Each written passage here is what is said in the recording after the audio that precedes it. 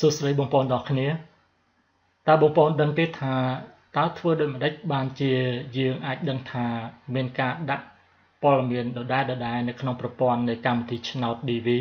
ក្រៅពីចំណុចដែលបងប្អូនបានដឹងកាលពីពេលកន្លងមកដែលខ្ញុំបានចែករំលែកដែលបងប្អូនឃើញរូបភាពបែបនេះមានន័យថាបងប្អូនចុច submit បញ្ជូននៅពេលចុះឈ្មោះលេងនៅក្នុងកម្មវិធីឆ្នោត DV នេះបងប្អូនប្រើនៅទិន្នន័យស្ទួនហើយប្រព័ន្ធបានចាប់បានដោយភ្លាមខ្ញុំធ្លាប់បានប្រាប់បងប្អូនម្ដងដែរតាក់ទងជាមួយនឹងវីដេអូដែលខ្ញុំបានចេញកាលពីលើកមុនគឺ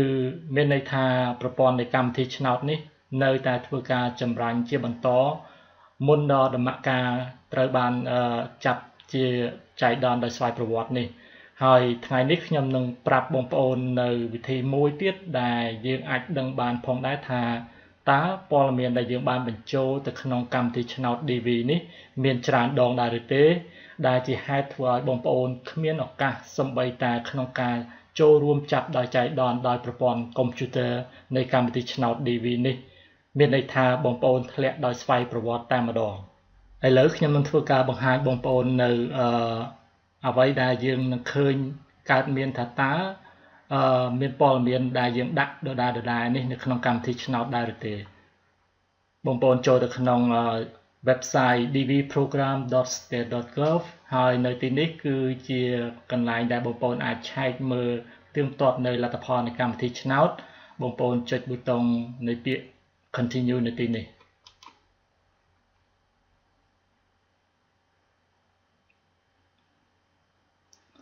បន្ទាប់មកអ្វីដែលបងប្អូនត្រូវធ្វើដើម្បីអាចដឹងបាននោះគឺបងប្អូនត្រូវជ្រើសរើសនៅចំណុចមួយនេះគឺ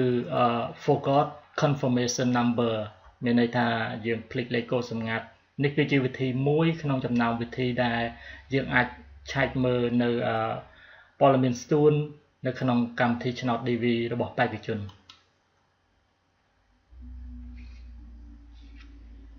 ឥឡូវខ្ញុំជ្រើសរើសនៅក្នុងកម្មវិធីឆ្នោត2026ប៉ុន្តែបងប្អូនឃើញនៅទីនេះបងប្អូននៅតែមាន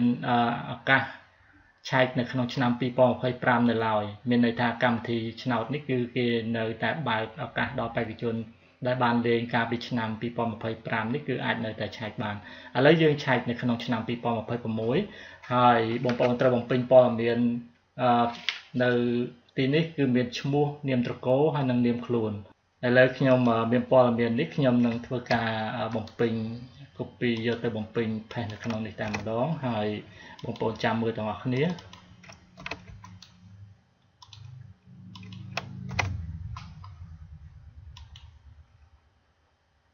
ចំហើយនឹងនៅទីនេះគឺបងប្អូនត្រូវបំពេញថ្ងៃខែឆ្នាំកំណើតគឺនៅថ្ងៃទី1ខែ1ឆ្នាំ1980ថ្ងៃទី1ខែ1ឆ្នាំ1980ហើយមួយទៀតគឺបងប្អូនត្រូវបំពេញ email ចូល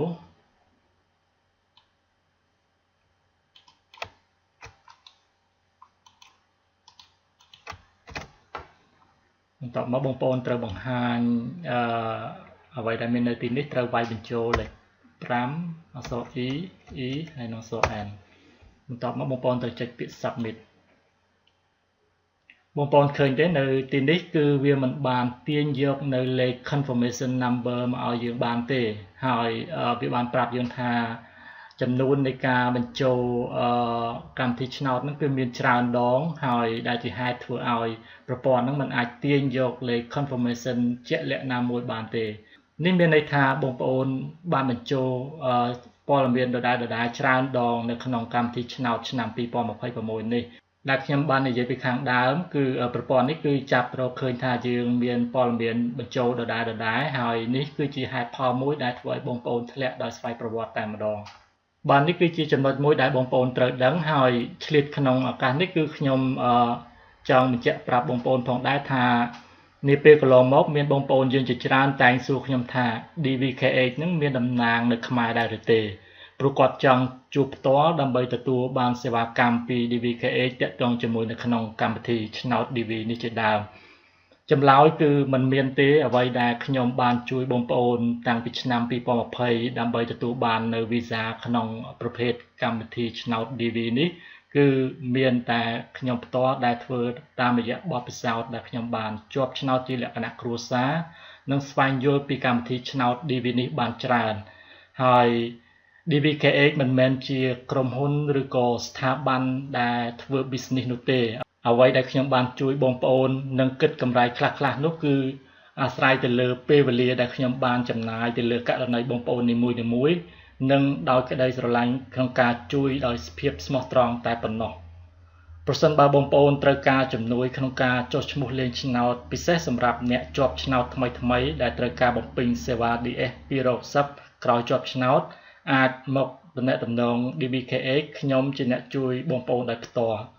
ចំពោះសេវាគឺបងប្អូនបេក្ខជនជាប់ឆ្នោតនៅលាវគឺខ្ញុំគិតសេវា$300ហើយបេក្ខជនជាប់ឆ្នោតមានលក្ខណៈជាគ្រួសារបូកជាមួយនឹងកូនផងដែរគឺចំនួន$500ដោយខ្ញុំនឹងបន្តជួយណែនាំរហូតដល់បងប្អូនបានចូលសម្ភាសនៅស្ថានទូតតែម្ដងសូមបងប្អូនជួយចែករំលែកនៅវីដេអូនេះបន្តសូមអរគុណសូមជម្រាបលា